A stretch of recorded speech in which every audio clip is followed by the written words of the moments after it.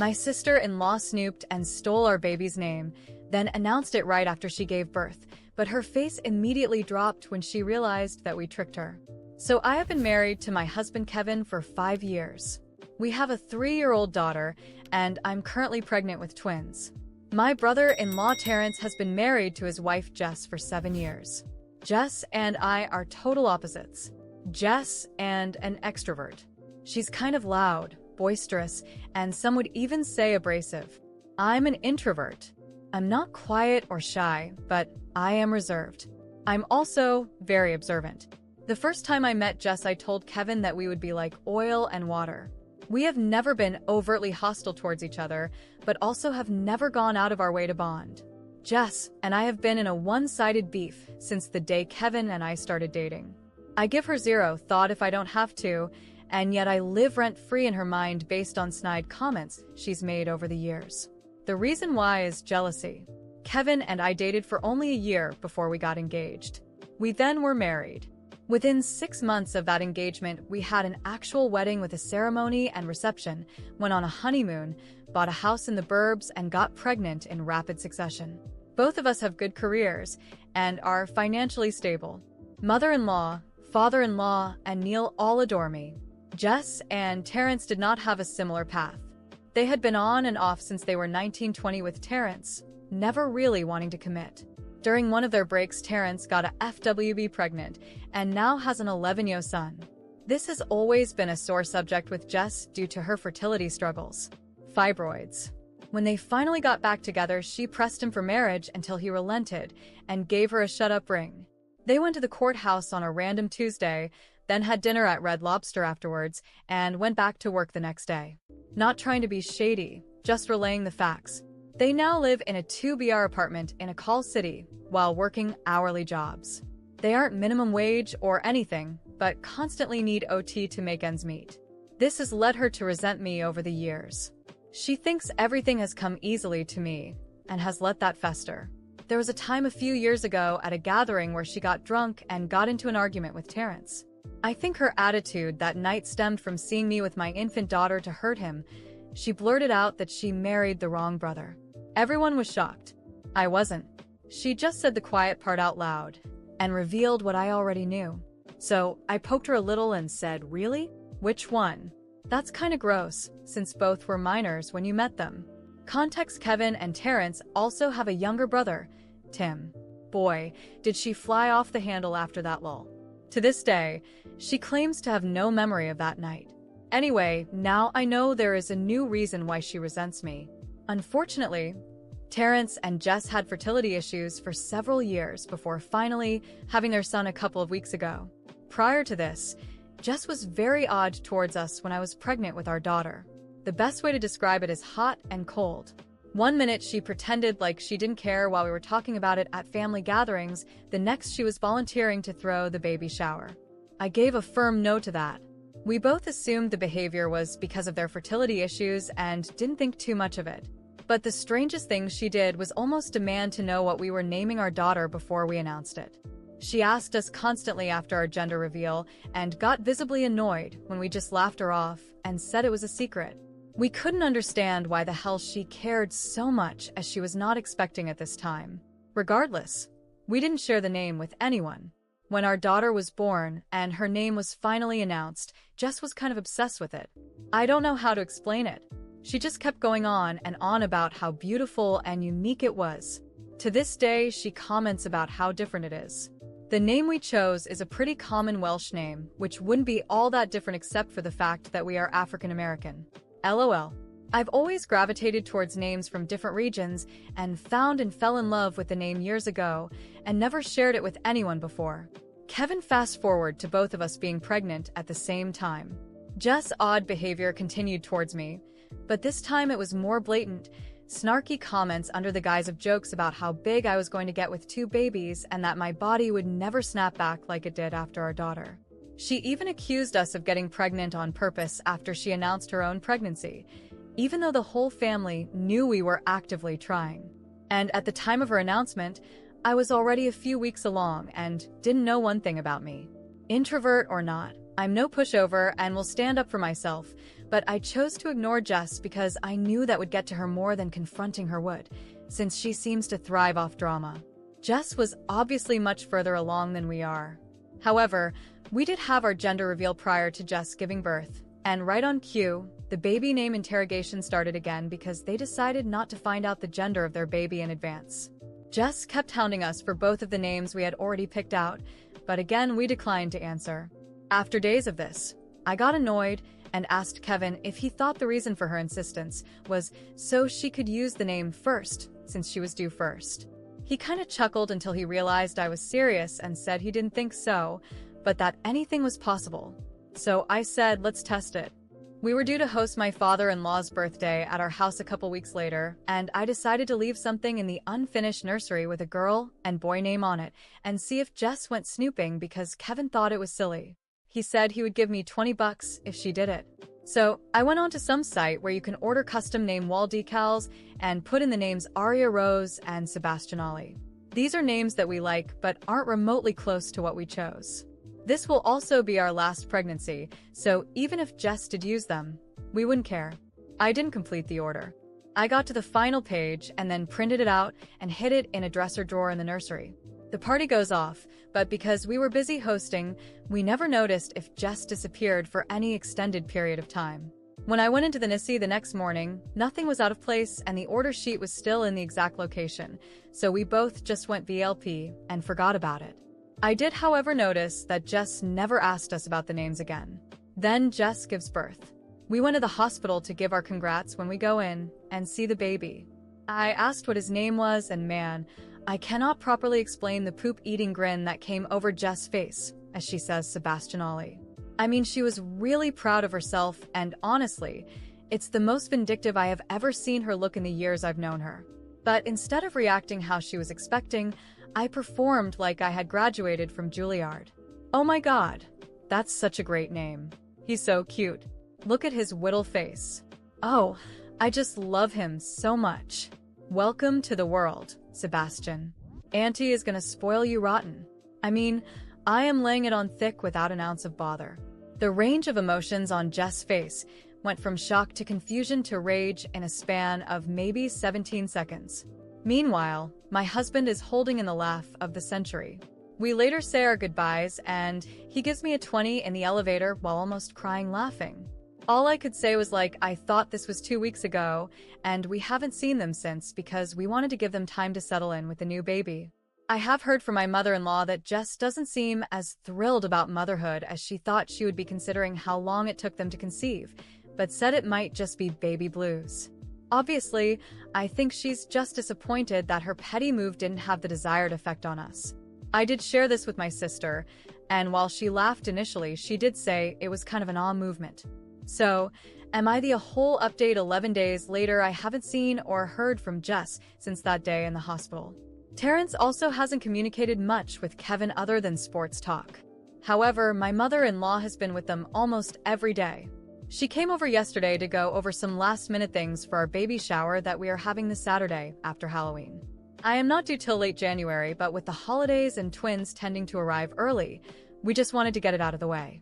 Anyway, after finalizing some things, I asked mother-in-law how Terrence and Jess were doing. She sighed and leaned back in her chair and said, "Girl, it's a mess." She goes on a long word vomit that I will have to summarize.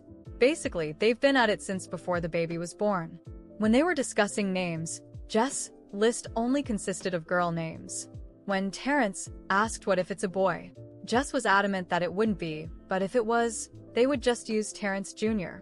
This caused an argument because Terrence's 11-year was not named after him, and it would be petty to name the second son a junior. Unbeknownst to me, Jess was having severe anxiety over not the name, but the gender of their baby. So much so that she refused to find out early because she was afraid of disappointment, and she wanted to enjoy her pregnancy believing she was having a girl. She really wanted a girl. I mean, really wanted a girl. This goes back to mother-in-law. In my opinion, mother-in-law is the only girl of 4 brothers. She had 3 boys, 2 of her 3 boys. Tim has a 6 years old have boys. Then my daughter came along. Mother-in-law actually broke down in tears at our gender reveal. Since the day she was born, mother-in-law has become a little obsessed with her. LOL. Not in a Jamil way, she knows and respects boundaries. But the whole family is aware that my daughter is mother-in-law's favorite person in the world. I think Jess thought that by having a girl she would get that same attention and affection for mother-in-law, as she has never been Jess's biggest fan. When that didn't happen, something short-circuited in her head. Mother-in-law's words, not mine. Before we arrived at the hospital that day, they were still fighting over a name. So I guess when I showed up she just blurted it out. While I still think it was to hurt me, it seems like it was also because she didn't allow herself to think of anything else because she didn't want a boy. I said in the first post how I noticed her expression. However, I completely failed to notice Terrence's. He was pissed. Jess had never mentioned that name to him prior, and he had no clue where it even came from. He also hated it. He refused to sign off on that, and they left the hospital without a name. In our state, you only have 7 days from birth to register a name. She eventually told Terrence to pick the name himself, and that she didn't care anymore, so he did. He swapped out Sebastian for Jordan but kept Ollie S after Michael and Muhammad Lowell according to mother-in-law. Since they've been home, Jess has shut down emotionally. She's been doing all the motherly things, but there's a disconnect there. Mother-in-law said she finally broke down to her a few nights ago that she'll likely never have a daughter due to her age and what it took to get pregnant in the first place. I think that will bring them closer together since mother-in-law never got the daughter she wanted either. I also felt bad hearing that because regardless of how I feel about her as a person, I do have a heart and would never want to punch down on her if she's in the throes of PPD. Jess still hasn't admitted to snooping, so I haven't admitted to setting her up. A few comments said I should never confess, but I think I will at some point. Mainly because I don't care. LOL. I am more than willing to burn a bridge while I am still standing on it, but now simply isn't the time. The following week after Jess and Terrence's baby was born, I focused on my life and on preparing for our baby shower. With twins on the way, everything had to be in place before the holiday season started. Kevin and I were excited, but I knew deep down that something was brewing between Jess and Terrence. We hadn't heard from them directly, and their absence only confirmed that things weren't going well. 2 weeks later, as I folded baby clothes in the nursery, Kevin walked in with his phone in hand, grinning. It was Terrence, wanting to vent a little. Kevin put the call on speaker, and I kept folding clothes, pretending to be absorbed. Terrence sounded exhausted. He said Jess had been cold and emotionally distant since they left the hospital, doing only the bare minimum for the baby. She doesn't even look at him properly, Terrence said. She feeds him, changes him, but there's no love there. She's just checked out. As I listened, I exchanged glances with Kevin, who was trying to hold back laughter. But for the first time, I didn't feel as satisfied as before. As much as Jess was unbearable and competitive, hearing that she was going through a breakdown made me feel uneasy. Still, I said nothing and let Terrence continue. He explained that the fights between him and Jess had escalated. After controlling every aspect of the pregnancy, she couldn't handle the fact that they had a boy and not the girl she had so desperately wanted. She spent months convincing herself it was a girl, he said, and when it wasn't, something snapped. He admitted he had tried suggesting therapy, but Jess refused, insisting that she was just tired and things would get better with time. Terrence seemed lost, and for the first time, I felt a little sorry for him. Jess's childish rivalry with me had morphed into an internal battle she couldn't win. Then, Terrence said something that caught me off guard. He revealed that during one of their fights, Jess admitted she hated the name Jordan Ollie. She confessed that she only wanted to use Sebastian Ollie to hurt me, as if stealing the name was some kind of petty victory. She didn't even think about what it would mean for our son, Terrence said bitterly. All she cared about was getting back at you. When the call ended, Kevin and I exchanged knowing looks. I didn't have to say anything. He knew exactly what I was thinking. The satisfaction I had felt earlier was starting to wear off. This situation wasn't over yet, and I knew it. At our baby shower, Jess and Terrence showed up unexpectedly. I was shocked. They were the last people I thought would attend. Jess entered the house, holding the baby like a bag of groceries, with an exhausted expression. The room fell silent for a moment before everyone resumed their conversations, pretending nothing was wrong. But the tension was palpable. Throughout the party, I kept my distance, watching Jess. There was something unsettling about the way she moved, as if she was detached from everything around her. Kevin chatted with Terrence about sports, pretending nothing was amiss, while my mother-in-law pulled me aside, worried. "She's like this all the time," she whispered. "I don't know how much more she can take." I wanted to feel empathy, I really did. But a part of me, a vindictive, prideful part, couldn't forget all the times Jess had tried to tear me down. A voice inside me whispered, "She's just reaping what she sowed." So I decided to be kind. Overly kind. I grabbed a tray of appetizers and approached Jess. "Do you want something? You must be tired with the baby and everything." She gave me a cold, tired look. "No, thanks," she muttered. But I wasn't about to let her off that easily. "You know," I said, smiling sweetly, "Jordan is a beautiful name. Terrence made such a great choice. It suits him perfectly." Jess's eyes narrowed, and I saw the flicker of rage spark in them. She knew I was playing the same game she had. Only now she was the one losing, and I was winning. A week later, my mother-in-law called with unexpected news. Jess had left. She packed her things and moved in with her parents, leaving Terrence alone with the baby. My mother-in-law was frantic, trying to make sense of what happened, but I knew exactly what had occurred. Jess finally realized she had lost. Her life had revolved around competing with me, and when her most spiteful plan failed, she completely broke down. Terrence called Kevin a few nights later, desperate for advice. He was overwhelmed, trying to care for the baby on his own, and worried about Jess's mental state. Kevin shook his head as he listened, and when the call ended, he said, "I don't think she was ever ready to be a mother." For a moment, I felt a pang of guilt, but it quickly faded. Jess had dug her own grave. She spent years trying to bring me down, and in the end, her own bitterness consumed her. I did nothing but defend myself. Saving her from herself would have been impossible. And then, as if the universe wanted to put the final nail in the coffin, I received a text from Jess. Just one sentence. "You won." I deleted the message without replying. There was no need. I already knew. The morning after the baby shower, I woke up feeling different. Something inside me told me it was time to close this chapter for good.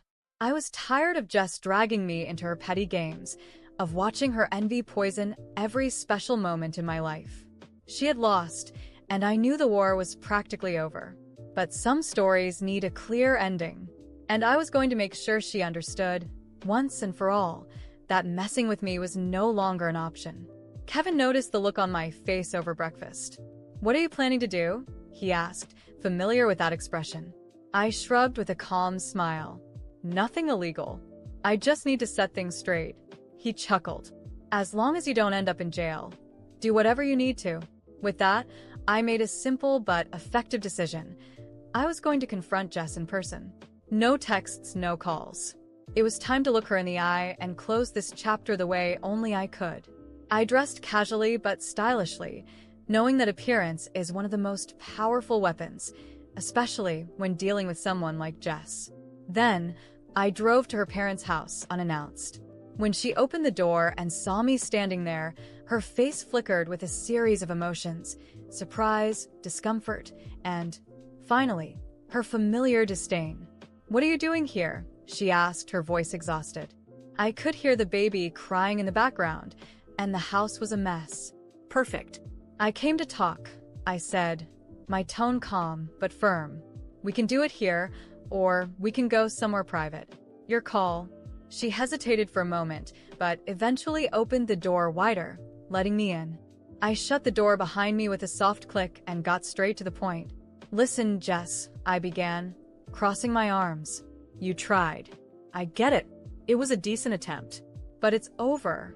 She glared at me, but I didn't give her the chance to respond. "You've spent years competing with me, trying to tear me down, stealing moments that were never yours to take. And in the end, all you've done is ruin yourself. Now you're here, with a baby you can't even connect with and a life you don't even want. And guess what? I don't feel sorry for you. I could see the rage boiling just beneath the surface, but she was still trying to maintain her composure. "Do you think this is fun for you?" she hissed. "Coming here to rub it in my face that you have everything I ever wanted." I smiled, not cruelly but coldly. "This isn't about what I have, Jess. It's about what you lost. And it wasn't material things. It was control. You lost control of your own life because of a childish obsession with me. And now you have nothing." She opened her mouth to respond, but I raised my hand, cutting her off.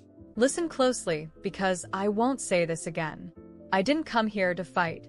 I came to end this. What you think or do from now on doesn't matter, because I don't play your game. I never did. You played it alone, and you lost alone." For a moment, she was completely silent. Then something unexpected happened. She broke. The tears she'd been holding back for weeks finally spilled over, and she sank onto the couch as if all the strength had drained out of her. "I just wanted things to be different," she whispered, more to herself than to me. "I know," I said, softening my tone slightly, though I kept my firmness. "But the way you handled it only destroyed the good things you still had. And now you have to live with that." I stood up and walked toward the door. Before leaving, I gave her one last message. "This isn't about winning or losing, Jess. It's about moving on. And that's what I'm going to do. I suggest you do the same." Without waiting for response, I left and closed the door behind me. On the drive home, a sense of relief washed over me. It wasn't an explosive victory full of fireworks and revenge. It was the kind of revenge that's most powerful, knowing I had closed this chapter on my terms, and from now on, her life would no longer affect mine. A few weeks later, I heard from my mother-in-law that Jess and Terrence had started couples therapy. Jess was still distant, but she'd finally accepted that she wouldn't have the daughter she'd dreamed of. She seemed to be making an effort to bond with the baby. I didn't wish her any harm. There was no need. Life had already dealt her all the lessons she needed, even if it would take years for her to fully learn them. Meanwhile, Kevin and I moved on with our lives. Our baby shower was a success, and the birth of our twins brought a joy beyond words. For the first time in a long time, I felt at peace. Jess was just a closed chapter, a reminder that the best revenge is living well and never looking back. And as for me, I was ready to write the next chapter of my life. This time, with no one trying to steal the pages.